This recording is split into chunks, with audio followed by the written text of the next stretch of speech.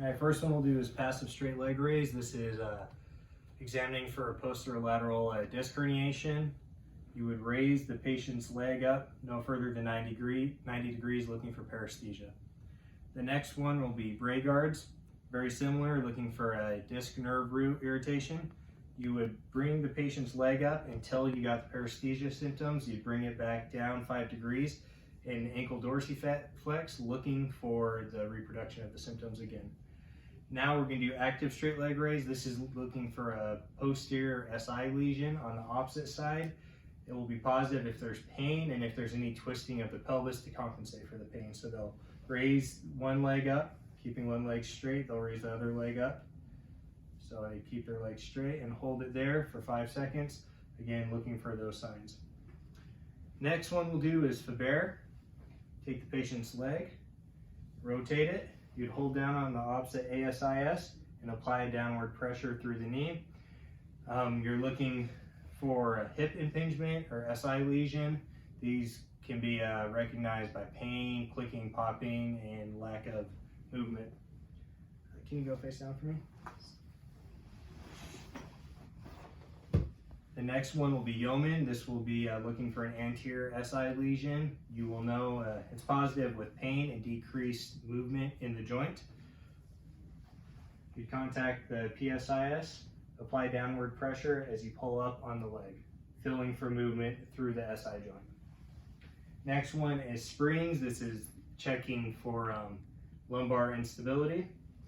You will go one by one through each lumbar vertebrae, applying pressure, feeling for hypermobility, and checking for pain as you go. Okay, can I have you set for the next one? Facing that way, actually. This one is Bechtereau.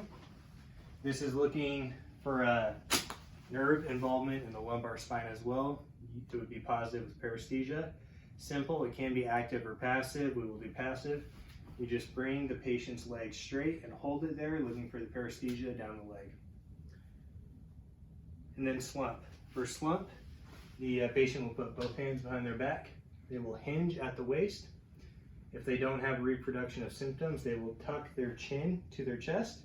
Again, no reproduction of symptoms.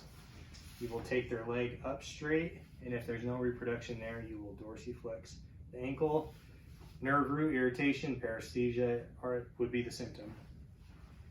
Passive hyperextension. Patient will be sitting, they'll cross their arms. You will bring them back. You'll bring them straight back into hyperextension. This will help differentiate between a sprain and a strain. Then we'll do Kemp's.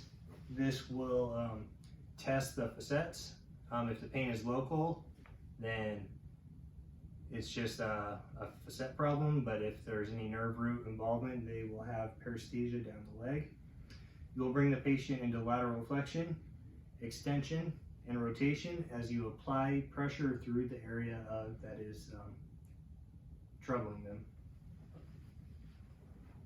And for the next two, we'll stand up. And just face the window. Okay, this one is Stork. We're testing for facet syndrome or a spondy. Again, symptoms will be paresthesia down the leg that's involved, but it will not go past the knee.